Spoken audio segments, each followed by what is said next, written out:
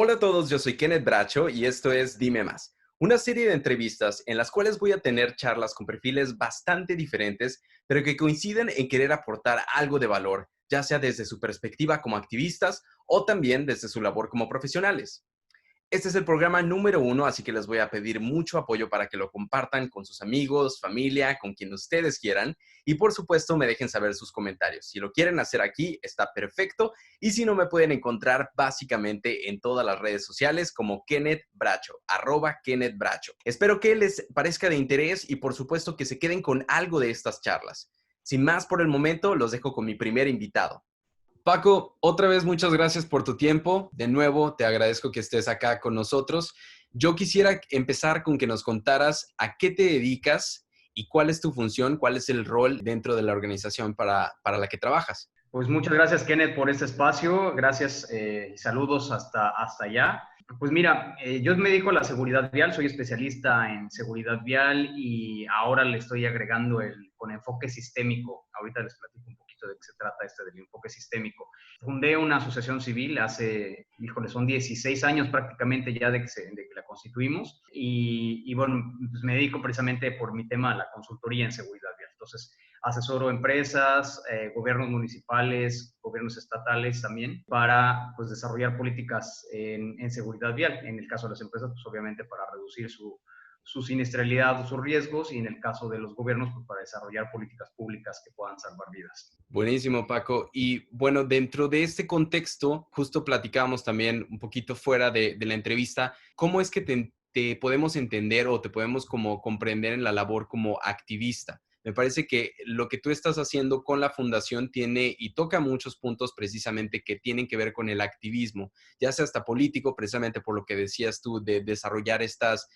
políticas o iniciativas para ya sea las empresas. ¿Cómo se extiende ese activismo desde donde tú estás? Pues mira, Kenneth, yo creo que el activismo tiene diferentes perspectivas o panoramas. En mi vida presente, yo creo que mi activismo tiene que ver más con redes sociales, por ejemplo. Ya no salgo a las calles y hago lo que hacía hace a lo mejor 15 años, que era pues básicamente salir con carteles y tratar de generar conductas en la población, ¿no? Sobre todo en los conductores, respecto al peatón, por ejemplo, en respecto al paso cebra, ¿no? Entonces hacíamos ese tipo de activismo muy de gente a gente. Creo que mi activismo ahora, si se puede llamar como tal, es más, no podría decir yo que es tan estratégico, me encantaría que sí lo fuera, pero es más técnico en ese sentido. Y lo que hago es normalmente, por ejemplo, a través de hilos en Twitter, es trabajar algún concepto y desarrollarlo en una serie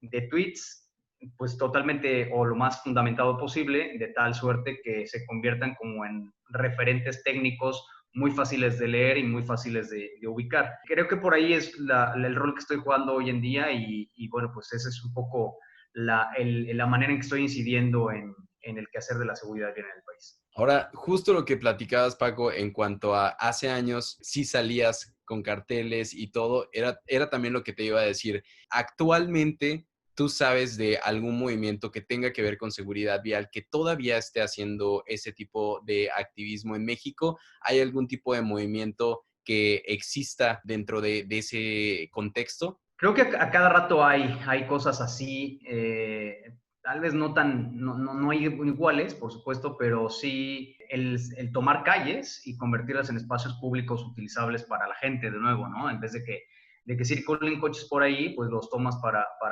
armar una cascarita, que bueno, pues ese podría decir que también de alguna manera es un tipo de activismo, pero el activismo ya entendido en este modelo que se llama urbanismo táctico.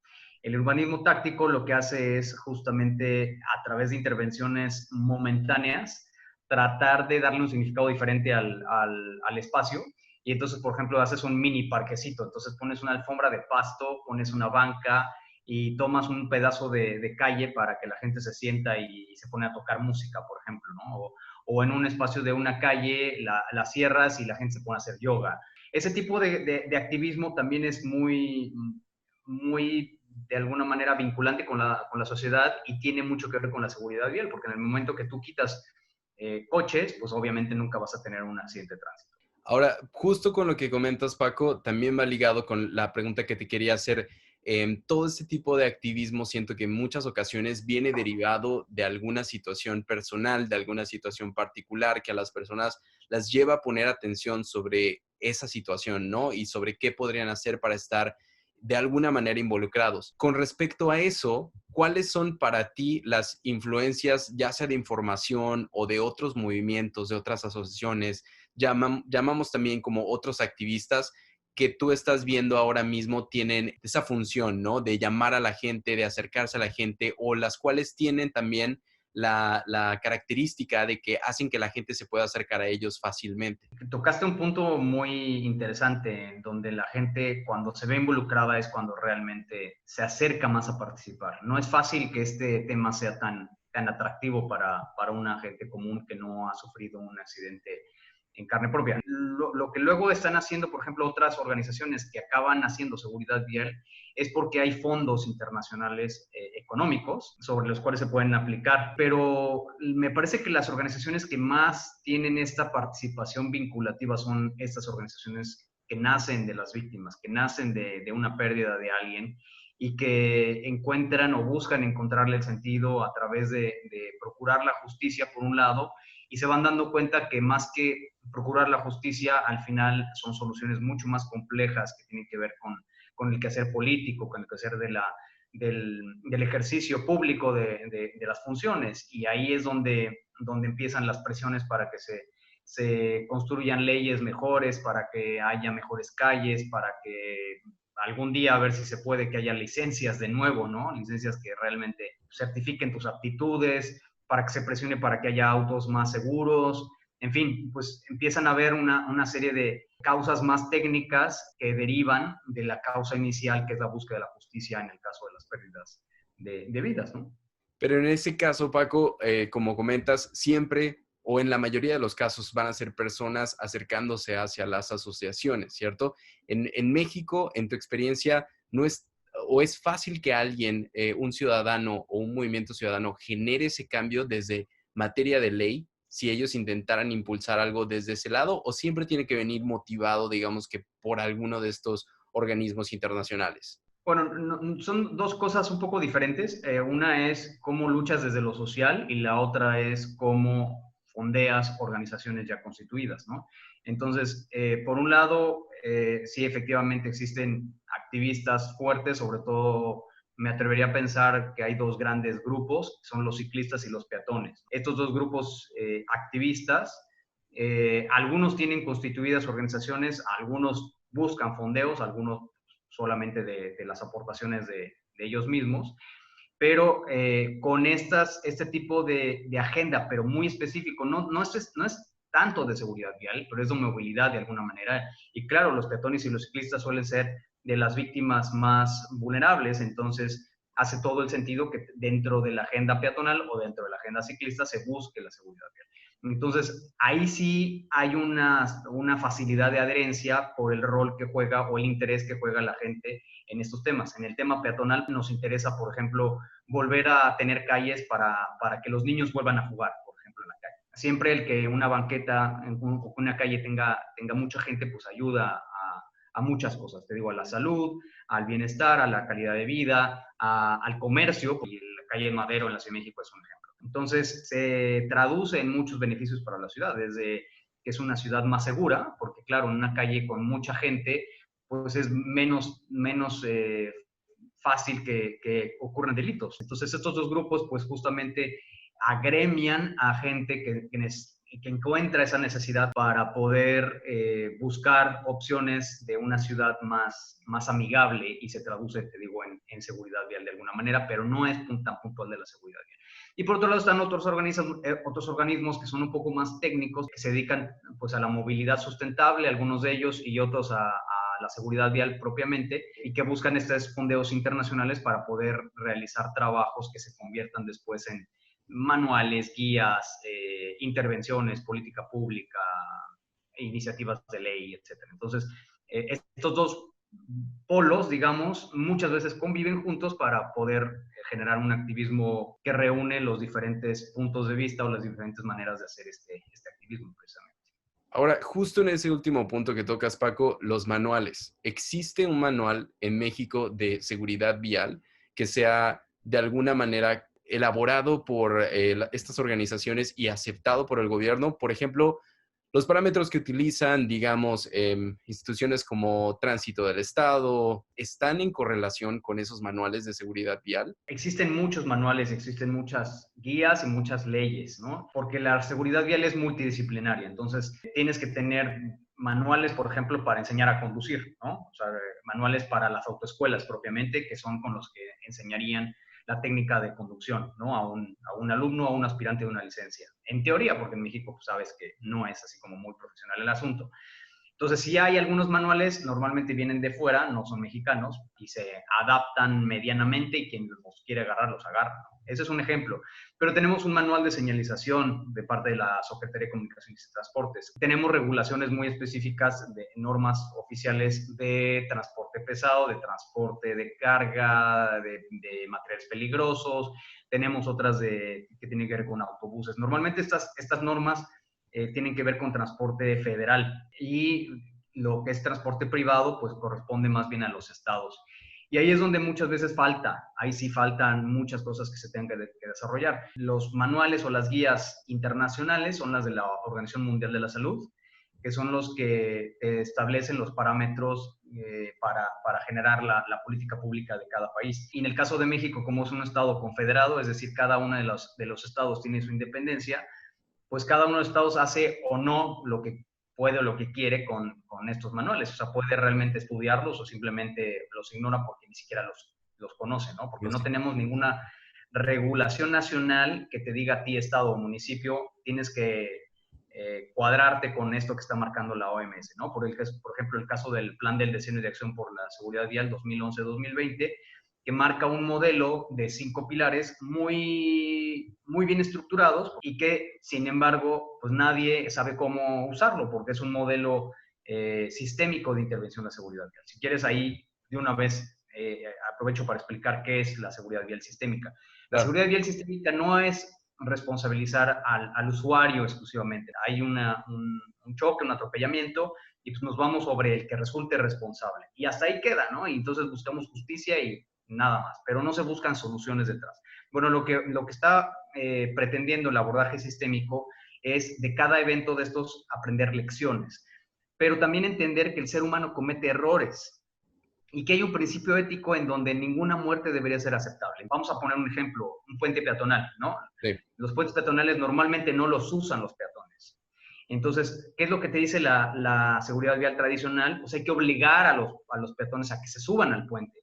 Pero la seguridad vial sistémica te dice por qué no se suben al puente. Y empieza a indagar el perfil del usuario. Y entonces Claro. descubre que hay gente que no tiene la voluntad. Otras que no tienen la capacidad de realizar un esfuerzo físico para subir. Por ejemplo, una persona de la tercera edad, ¿no? O una mamá embarazada, o un albañil con una carretilla, ¿no? Y por último, tienes gente que no tiene la salud propiamente, o sea, por una persona con discapacidad, una persona que tuvo un esguince. Entonces, empiezas a descubrir que esas cosas realmente no son para los peatones y entonces tienes que encontrar una solución mejor para que los peatones efectivamente puedan cruzar de un lado al otro la calle sin que sean atropellados. Y entonces buscas bajar la velocidad, reduces el ancho de carriles para que los carriles no te inciten a correr, y incides en un montón de disciplinas que tienen que ver con el perfil del usuario y cómo modificas todo el sistema para que hasta llegues al punto de hasta evitar que maneje. O sea, que en vez de que agarre el coche y tenga que pasar por ese camino todos los días a su oficina, pues mejor que agarre la bicicleta. Entonces, si tienes tú más gente andando en bicicleta, pues menos accidentes vas a tener, obviamente. Y si tú tienes esa misma gente que en vez de pasar por ese trayecto en su coche, la subes a un transporte público que es digno, que es amigable, que tiene pues toda la calidad que la gente esperaría, pues entonces también empiezas a quitar gente que está tomando decisiones y que está cometiendo errores y que tiene accidentes. Y de esa manera la seguridad vial sistémica se empata mucho mejor con una movilidad sustentable, a diferencia de la seguridad tradicional, que lo que te dice es mete regulación, mete educación, mete campañas, genera cambios en las conductas. Estás insistiendo en que la gente se comporte de una manera que no lo vas a lograr. Al final, se ha demostrado durante los últimos 30 o 40 años que todas esas cosas que creíamos correctas, pues no han dado resultados. Entonces, este plan del Decenio de Acción por la Seguridad Vial justamente es esa guía de actuación para estos primeros 10 años que están concluyendo en este año, justamente 2020. La Asamblea de las Naciones Unidas acaba de renovar el compromiso por un decenio más de acción por la seguridad vial, 2011-2030.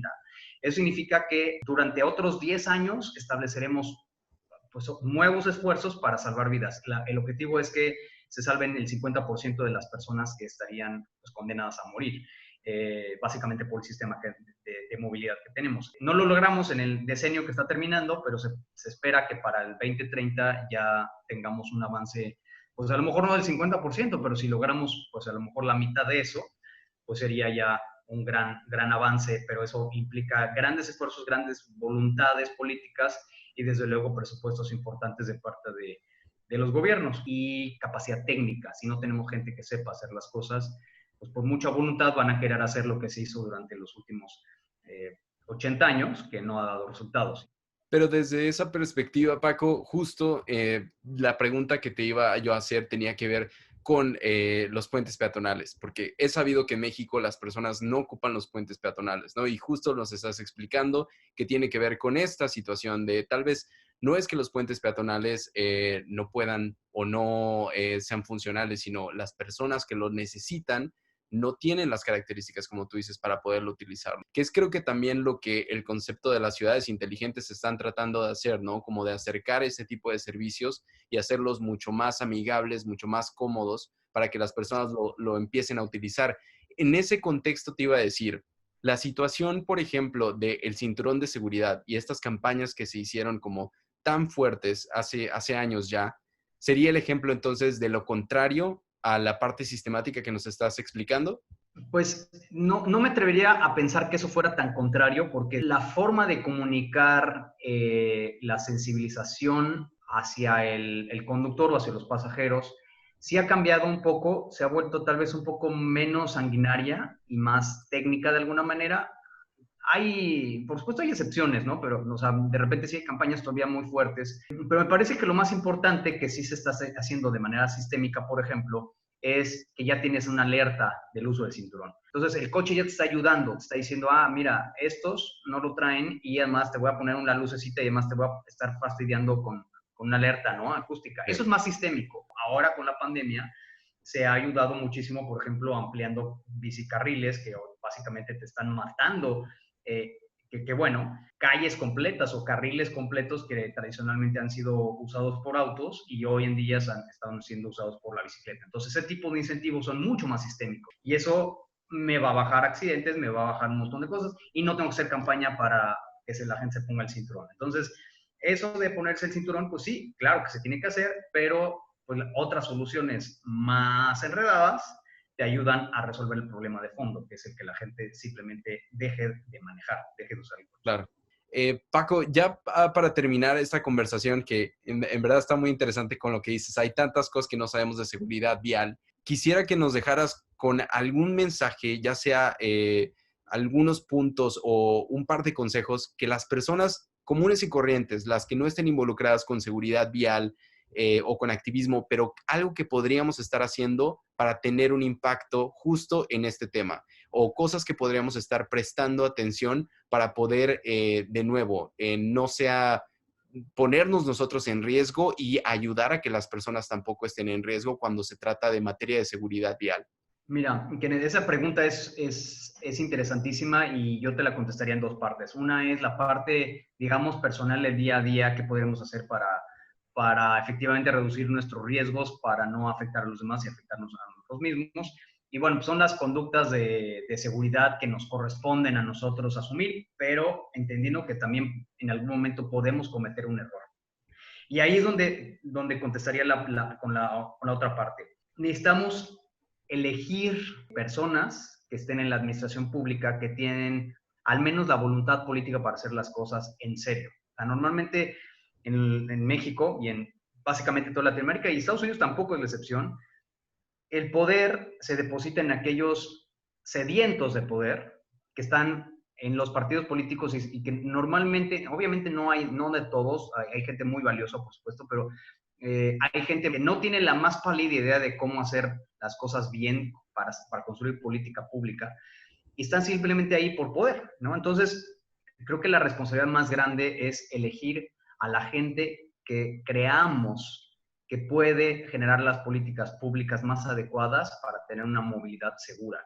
Y por eso ahí trascender de la seguridad vial. No solamente creer que, no, pues necesitamos una super policía para que meta más multas. No, no queremos multas, no queremos gente que sean criminales de la vialidad. O sea, queremos simplemente ser gente que nos podemos desplazar por nuestras ciudades de manera segura, ¿no? Creo que lo tenemos que tener muy claro y por tanto necesitamos ubicar a esos posibles candidatos que igual pueden ser independientes, que me encanta la idea de que sean independientes, para que sus propias agendas, que normalmente están fundadas en el valor de servir a la comunidad, pues se traduzca justamente en esa visión de ciudad, en esa visión de movilidad segura y sostenible que pueda realmente transformar la vida de las personas para que todos tengamos mejor salud, mejor calidad de vida, más felicidad, etcétera. Y un montón de cosas que se traducen cuando empiezas realmente a hacer que las ciudades pues, se muevan de otra manera. Sí, creo que ese consejo es buenísimo, como tú dices, ya sea en este contexto específico, en seguridad vial, siempre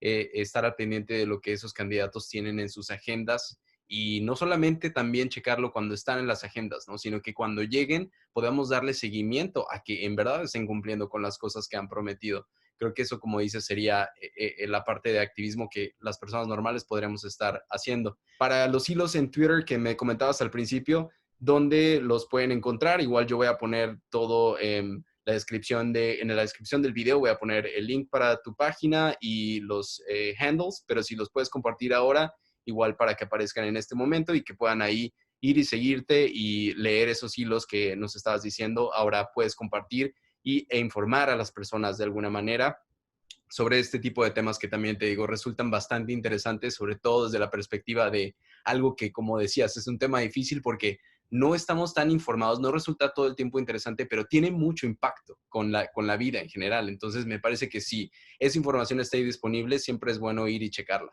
Sí, pues, te paso, bueno, mi cuenta de Twitter es @pacodeanda y así todo junto. Y bueno, te pasaré ya las ligas de los hilos más interesantes a mi criterio, esperando pues que sean del interés de la gente. Buenísimo, Paco. Gracias otra vez por el tiempo y seguimos en contacto. Estamos hablándonos. Gracias, Kenneth. Un abrazo y lo mejor para allá. Gracias, Un Hasta abrazo, luego. Paco.